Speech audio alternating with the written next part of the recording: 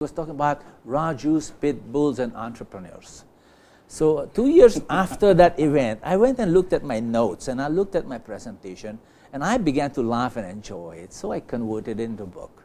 Now, tell us, what is unique about this book? Because if one goes to the bookstore, Yeah. there are probably maybe 2 dozen books about how to become a successful entrepreneur. 2,000. 2,000, buddy. 2,000. 2,000 titles in your major bookstore about entrepreneurship. 2,000 in national bookstore. Just in national bookstore. You go globally, there may be about 20,000 books on how to succeed in business. You just Google how to succeed in business or Absolutely, entrepreneurship. Maybe you get 10,000 different choices. You know, people churn out 3,000 books a day. Yeah. Now, what makes this book different is, number one, it is fun. I mean, you will laugh. If you don't succeed as an entrepreneur, you are bound to at least laugh after reading this book. You enjoy yourself. So it's really entertaining. What I did was, people talk about structure, plan, cases, etc. What I did was I took real life stories of people from the street, people who had absolutely nothing. They had a dream and they chased their dream. And I looked at the flip side of how they succeeded. So I cracked them up a bit, like if you talked about Henry C. So you probably talk about how he carried shoes on his back and how he ate fishbowl on the streets of Avenida back in the 60s. So I took the fun side of their character and I put across the strength that existed inside those people. So I've got about 15 or 16 stories in that book. And each one of them is near to real life. And this is like from Filipinos' experience. I grew up, I was born in India, but I have really grown into a man here in this country. So all my experiences, all my knowledge is really Filipino. So most of the stories are Filipino stories, but they are of expats in the Philippines. Some of them are expats because, you know, I was in the expat circle. So most of them are fun stories about Filipinos and Chinese people and also some expats. And after every story, there's a learning, there's a motto, there's something you take home and you can apply it.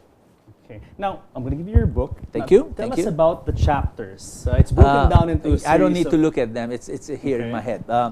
Well, it's broken down into 7 chapters. And the first one is just... Maybe you open up? No, it's okay. Yeah. It's broken up into 7 chapters. They're very easy. The first chapter is just creating a preview of entrepreneurship. And, of course, about dogs, because dogs are really good animals. No? Then the second chapter helps you recognize your strengths, tells you where you are, who you are, how to identify your basic competencies. That's the first chapter. Because, I mean, as an entrepreneur, it's really you against the environment. It really is, you have to know yourself and your Absolutely. strengths. I mean, every starting point in life is about where you are or who you are. It has to start from there. Yes. Even Shakespeare said, know thyself and you know the world. So did Aristotle. So the first chapter or the real chapter is about knowing yourself, knowing your strengths. That's the first chapter. The second chapter is about understanding the world as is. It's intelligence. It's about seeing systems. It's about understanding what goes on in the real world outside. And so it's intelligence. It's about systems, structure, processes, and how to set up businesses so they become fail-proof. Okay. That's the second one.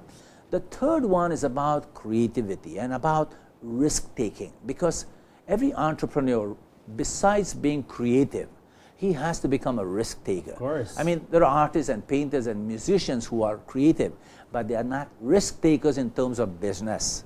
And it really is a big risk when one ventures out on one's own and really puts your own money into a venture that maybe perhaps few people believe will work, but you really believe in it and you stick with it. Correct. So that's step one. Yeah. You know, that's taking the first step, putting the first block in. But entrepreneurs sometimes, when they grow to a certain level, give up. They kind of get scared. I mean, it's their money mentality. There are people out there I know who made like 2 million and they think that's enough. Some people who make 20 million and they think that's enough. But when you talk about imagination and creativity, you got to go the extra mile. You got to keep on going. Like, of course, Henry C. is a great example, and so was Bill Gates, and so was Sam Walton of Walmart. So the third chapter is about creativity and risk-taking. Okay. You want me to go on, or Yes. you want to ask me a question? No, please. Okay. Post that, the fourth or the fifth chapter is about integrity. And when I talk about integrity, it's not about, it's about ethics, it's about social grace, it's about compliance, it's about law. But when I talk about integrity in the book, I'm talking about something that is within you. not just compliance and laws, but people know what is wrong and right. In a very instinctive level, people know that this is good or not good. And so it's about that. It's about really being an honorable person. It's about palabra de honor. And treating your employees well and make sure that it's a win-win And it's situation. about people and planet, and it's about profits come last, of course. Yes. It's also about looking after people and planet. So that's the fifth chapter. And the last chapter is really the most amazing chapter. It's like a climax to a movie. It's about how to keep on stoking the fire in your belly. Yeah, how to keep on stoking your passion, because people give up, people get tired. I mean, we age, all of us age. You probably don't age. I do. So we get tired and we say, okay, tama na, tapos na ako, or there's no more to do. So that give-upness, you will give up the give-upness once you read the last chapter, the second to the last chapter. And we see a lot of these examples in businesses nowadays. I mean, the current businesses we see around us. Like some businesses had a great idea, and they were successful, but they failed to kind of take off, and they just stayed the way they were and remained static and failed to take it to the next level. It's just I actually, I'm into my fifth venture in the last 30 years. I feel that my first one, because I did not employ intelligence, that means I just jumped into it without really understanding the panahon, as you might want to say, without really understanding what the business was, or what it was all about, and I failed. Then the second one, I trusted somebody else to take me through it, and that didn't work too. Finally, for the third time, I learned the ropes.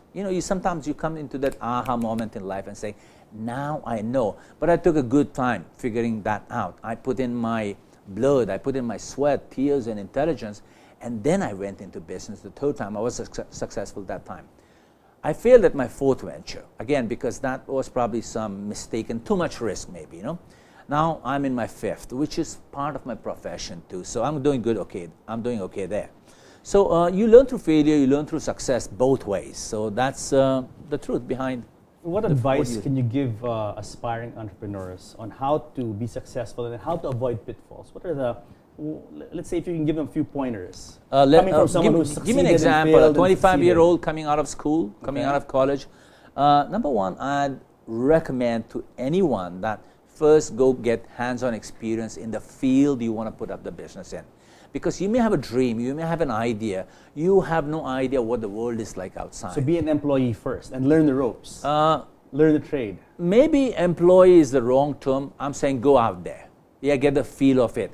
So you don't really have to get 15,000 pesos per month, but you can work around that system, that industry per se, or whatever you want to do, work around it, get the hang of it totally, get a big picture view of the business, and then go behind it. I mean, then pick up your idea and then chase the passion.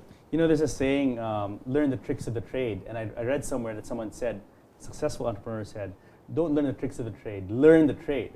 And this is exactly what you're saying. Really get that experience, put yourself out there in the field or industry that you're interested in, and learn everything you can about it. Oh, not the trade per se, but about the trade. Yes. Big picture, much more bigger. A broader view of the whole ball game. It's like how you want to go play. You want to see the ball field first. You want to see the audience. You want to see the whole thing. Then you enter the field. So that's the kind of approach you need to take. And getting into it is fine. You may learn too, but it'll be a longer process. Now, you talked about the example of, let's say, a 25-year-old or 23-year-old coming out of college. What about people, let's say, approaching midlife, maybe 30s or 40s, 50s? Those are a sorry lot, actually. I've seen a lot of them. When I started off into business, I was 27 or 28, and I was into my own business for 15 years, since mid-80s until late 2000. And then I used to meet bank managers, directors of companies, and chairmen, and people who knew business in a very corporate kind of a way. They knew the big picture, but they only understood and managed departments. They could never step out, and they could never jump off the ledge and say, Akong bahala sa akin. But see, as a young person, it's easy for a young person to take risks because Yeah. maybe you're not thinking about a family. You're not Yeah. thinking about a mortgage. Correct. But let's say an older person, maybe 30s, 40s, and 50s, Yeah. then you've probably got several kids in school. You have to worry about bills and payments every month. Oh. So maybe the risk of leaving There's a good secure reason job- behind their fear. There's Yeah. a good reason behind their fear, but you need to understand that fear does exist at all levels. Even if a successful businessman who has been successful for 30 years, and if he's gonna go on to the next level or change direction, there will be fear, but this guy has a certain amount of gumption built in already. So those 30 years or 40-year-old people who have responsibilities in life, they need to be a little more smarter than the first batch of people. So What advice could you give people like that? Let's say, about 30s or 40s who dream about starting their own business. But of course, a lot of them, I would dare say, are being held back by leaving the secure job with a monthly paycheck. Correct. At least it's there. Yeah. I may not become Bill Gates or something, Yeah. but at least there's food on the table, there's money to pay for tuition. What advice would you give them? Actually, I'm glad you asked me that question, buddy, because the chapters in my book are, number one is identity, know who you are. The second one is intelligence. The third one is imagination, that's innovation. Fourth, integrity, and the fifth is passion. No, I kept the passion last. It doesn't mean that you shouldn't have passion from the get-go level, but you need to get smart about your passion. So my recommendation to them is to first study the field. Yeah, understand the ropes, create a plan. This is for people who are in their mid-30s and 40s. Yes. That means decide where to go, what to do, put the numbers down, do the risk analysis 6 months, 1 year down the line, depending on the product and process you get into. So 6 months, 1 year, 2 years down the line, have a specific plan, have enough support systems, and then get into it. So that's why I put the passion last. But again, passion is the key. I was in two minds when I wrote